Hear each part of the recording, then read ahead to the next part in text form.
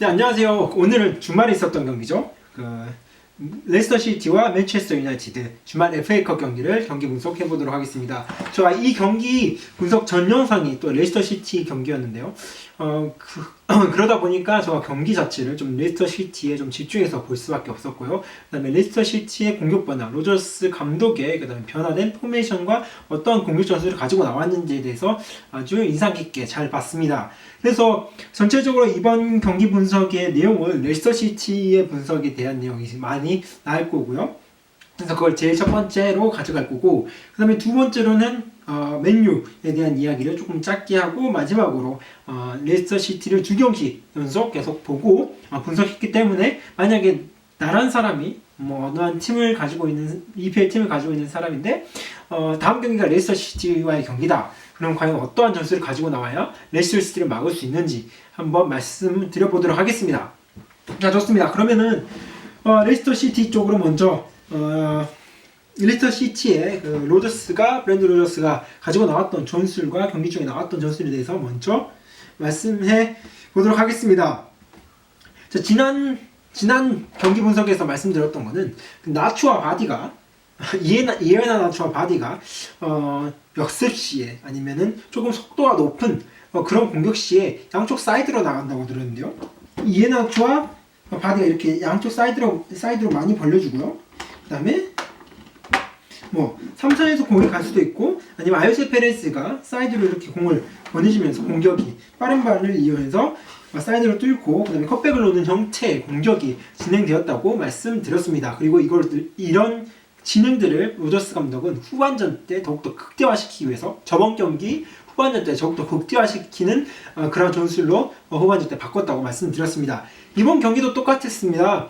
이러한 자신들이 잘하는 그런 장점을 잘 활용하기 위해서 그런 전술과 포메이션을 가지고 나왔는데요. 저번 경기에서 올브라이튼이 제일 처음에 선발로 나오지 않았고 후반전에 교체가 되었는데, 이번 경기에서는 올브라이튼이 선발로 나왔습니다. 그만큼 저번 경기에서 이것만은 우리가 진짜 잘하는구나 라고 브랜든 로저스가 느꼈던 것 같아요. 그래서 이번 경기에서도 잘하는 건 밀고 나가자 라고 해서 올브라이튼을 놓고, 그 다음에 주된 공격 루트는 사이드를 빠른 발을 이용해서 사이드를 뜬다. 이러한 공격 루트가 되겠습니다. 자, 그러면 어떻게 해서 바디와 이에나 나초가 항상 사이드에서 공을 받고 공을 받았을 때 큰 문제 없이 사이드를 돌파할 수 있었냐? 물론 이에나 나초와 바디가 스피드가 빠른 발을 가지고 있죠. 거기에 대한 장점이 있었을 거예요. 또 하나, 바디랑 이에나 나초가 왜 이렇게 사이드를 잘 뚫었냐? 이 둘은 공이 밑에 있어서 맨유가 공격하는 상황에서 내려가지 않습니다. 이 둘은 마지막 맨유 마지막 수비수와 같이 3존에서 같이 공존에 있다가 공을 받으면은 딱 뛸 준비, 사이드로 빠질 준비를 하고 팍 뜁니다. 그렇기 때문에 역습이 잘 먹혔고 속도 높은 공격을 할 수 있었습니다. 자, 전반 초반에 이러한 사이드를 활용해서 사이드를 뚫는 좋은 기회가 레스터 시티에게 나왔습니다. 자, 공은 카스티아니아부터 시작해서요. 카스티아니아가 드리블로 중앙 사이드를 뚫고 와서 맨유 미드필더 그린우드도 같이 이렇게 따라와서 카스티아니아가 공을 가지고 드리블하자 그린우드를 따라서 공을 붙고요. 그 다음에 프레드, 마치티도 이쪽으로 옮겨와서 붙습니다. 아요세 페레즈를 조금 마크하고 공에 좀 간섭하기 위해서요. 그 다음에 바디가 그때 완바사카를 같이 물고 있다가 바디가 이 뒷공간으로 달려 들어가고 패스는 바디에게 나오게 됩니다. 완바사카 다시 바디에게 따라가고요. 그다음에 중앙에 있었던 맥과이어가 바디에게 이렇게 붙게 됩니다. 같이 압박을 해줘야 되니까요. 그러면서 반대쪽 사이드에 있었던 텔레스하고 그 다음에 린델로프가 중앙으로 이렇게 옮겨오게 되겠죠. 바디는 사이드를 완전 뚫고 이 둘이 속도 경제에서 이길 수 없었어요. 바디를 중앙에서 뚫고 크로스를 날렸는데 이에네초가 2대1 상황이었습니다. 2대1 상황에서 물론 골은 들어가지 않았지만 컵백이 들어오고 이에네초한테 좋은 상황이 연출되는 이런 상황이 나왔는데, 제가 이걸 보면서 좀 느꼈던 건 어떤 거였냐면은 사이드로 공을 밀고 그 다음에 레스터 시티 선수들 다 사이드로 예를 들어서 만약에 오른쪽으로 공이 간다 그러면은 오른쪽에 있는 뭐 이에나초, 알더베럴트 아니면 아요세 페레즈, 틸라몬 같은 선수들을 다 오른쪽으로 다 쏠리게 한 다음에 오른쪽 사이드 D존과 E존에서 D존과 E존에서 선수들이 공을 좀 주고받고 할 수 있는 그런 모양새를 맞춰주고, 그러면 당연히 다른 상대편 미드필더나 수비들도 그쪽으로만 다 이렇게 쏠리게 되겠죠. 그리고 나서 바디 한 명만 그냥 페널티 박스에 박아놓는 거예요. 그리고 혹시 모르니까 그 뒤로 카스티냐가 여기 하프 스페이스 14존 이쪽 오른쪽 반대쪽 왼쪽에 남아 있으면은 그 전에 보았던 박스에 최대한의 많은 우리들의 공격수를 놔두는 것보다 훨씬 더 효과적인 그리고 위협적인 공격이 나올 수 있을 것 같습니다. 우리 레스터 시티의 공격인데요. 제가 조금 이걸 과장해서 표현하면 이렇게 말씀드리고 싶어요. 왼쪽 3, 오른쪽 3. 바디 이에나나초가 오른쪽과 왼쪽에 가장 끝에서 공격 위치에서 위치한 선수고요. 그 다음에 양쪽 윙들은 알더베럴트 있고요. 카스티냐. 그 밑으로 해서 페레즈가 중앙 선수인데 페레즈는 바디 쪽으로 가고, 그 다음에 틸라몬스는 왼쪽으로 갔습니다. 이에나나초 쪽으로 가고요. 그 다음에 수비형 미드필더로 은디디가 이렇게 있죠. 자, 공격 상황에서 이렇게 나눠져서 오른쪽에 3명, 왼쪽에 3명 이렇게 공격 상황에서 이렇게 나눠져서 공격을 하는 모습을 볼 수 있습니다. 그 뒤에 은디디가 수비형 미드필더로 받쳐주는 이런 역할을 하는 경우를 많이 볼 수 있어요. 만약에 자 오른쪽에서 공격을 했다 그러면 이 세 선수가 그대로 박스 쪽으로 들어옵니다.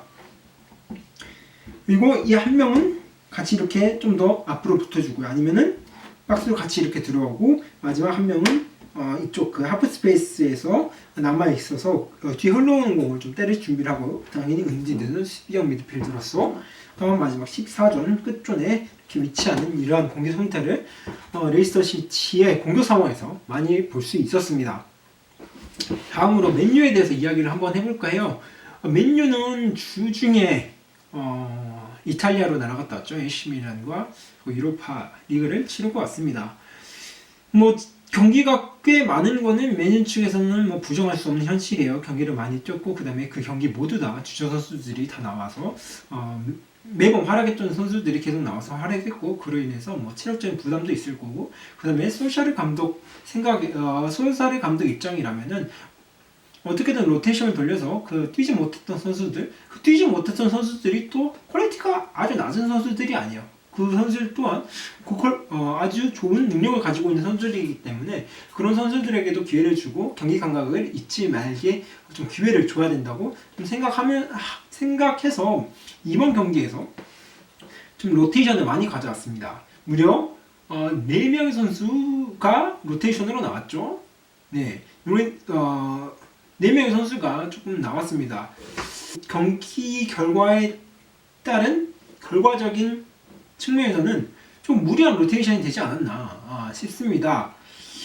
그 중에서 가장 좀 무리라고 생각했던 거는 경기를 보다가 그 마티치와 텔레스 이 두 명의 선수가 폼이 아주 안 좋아요. 특히 마티치는 그 프레드와 겹치는 그런 상황이 자리가 많이 겹치는 상황이 많이 일어났었고요. 그 다음에 첼레스는 워낙 쇼에 익숙한 저희여서 그런지 첼레스의 능력이 너무 낮아 보였습니다. 전반전에 경기에서 많이 볼 수 있었던 점은 물론 반데이크나 포그바 같은 선수들은 물론 개인적인 능력이 뛰어난 선수죠. 하지만 그 전에 받쳐주는 그런 선수들이 능력치가 조금 낮았던 것 같아요. 개인적인 능력이.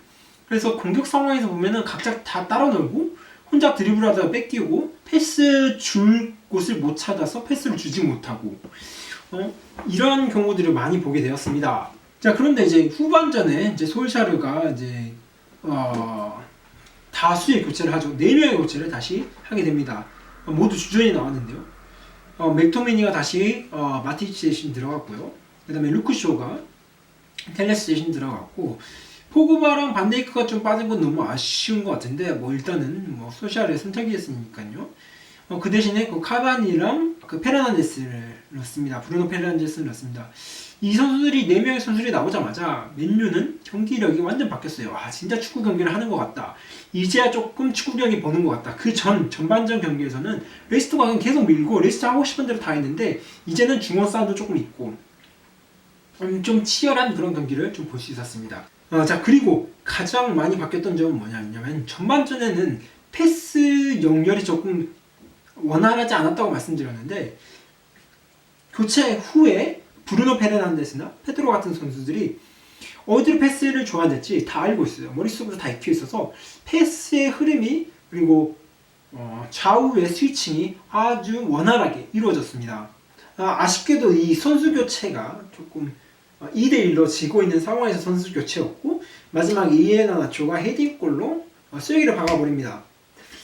쐐기를 박은 후에는 조금 맨유에게 늦은감이 있었어요. 제가 봤을 때는 아무리 맨유가 잘해도 레이스터의 골문을 흔들긴 조금 늦었다라고 생각했는데 그때 마침 또 80분이었나요? 마지막에 바디가 교체돼서 나가고 그 다음에 미드필더가 들어옴으로써 경기는 그대로 3대1로 경기를 마무리 짓게 되었습니다.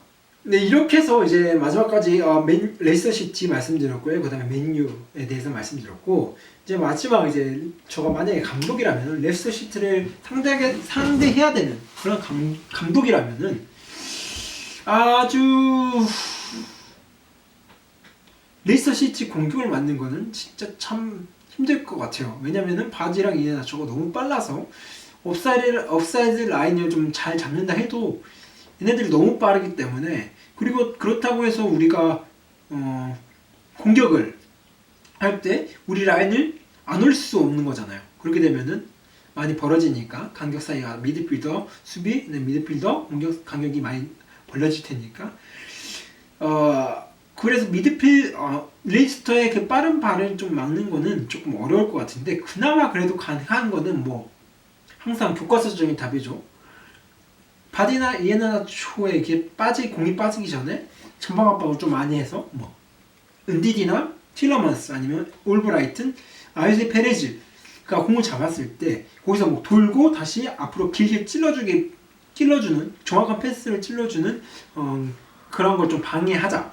아니면은 그 선수만 조금 미드필더만 좀 많이 압박하고 에반스랑 뭐 폼파나 아니면 송영주 같은 선수들이 롱으로 찔러주는 거는 괜찮아요. 이렇게 길게 높게 찔러주는 건 헤딩으로 따내면 되니까 이건 괜찮으니까 그 전에 미드필드에서 좀 최대한 압박을 해서 제가 말했던 그 4명 선수들 최대한 압박을 해서 좋은 패스, 퀄리티 있는 패스가 이에나초나 바디에 가지 않는 것을 좀 막는 거 그것만이 조금 수일 것 같고 그러면 이제 어떻게 공격을 해야 되냐?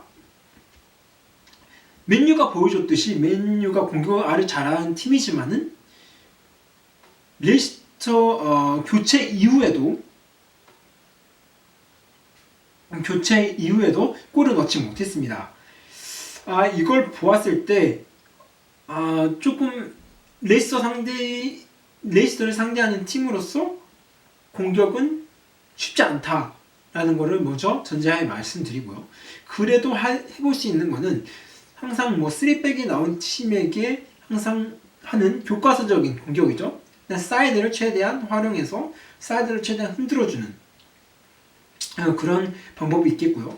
그 다음에 이번 경기에서 좀 하나 볼 수 있었던 건 뭐였냐면은 후반전에 카바니가 나오고 나서 이 3명의 3백들을 가지고 안으로 들어갑니다. 천천히 안으로 계속 들어가요. 그러면은 이 은디디나 틸러먼스와 이 마지막 3백 사이에 공간이 조금 남게 되거든요. 남는 모습을 몇 번 볼 수 있었는데 이런 점을 좀 활용하면 좀 좋을 것 같다라는 생각이 많이 듭니다. 우리 원톱이 그 3명 3백을 가지고 살짝 뭐 완전 많이 들어가는 거 아니에요. 살짝 들어가고 공간을 만들어줘서 이 공간에서 우리 선수들이 공간이 만들어졌을 때 침투해서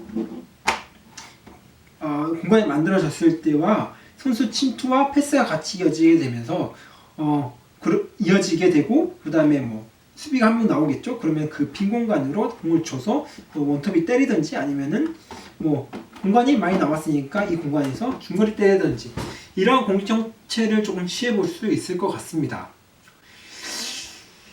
네, 지금까지 제 나름대로 경기 분석 그리고 또 제 나름대로 새로운 전술 레이스터 시티를 상대하는 팀으로서의 새로운 전술에 대한 이야기를 조금 나눠봤어요. 네, 여기까지 FA컵 레스터 시티와 맨체스터 유나이티드 경기 분석이었습니다. 감사합니다.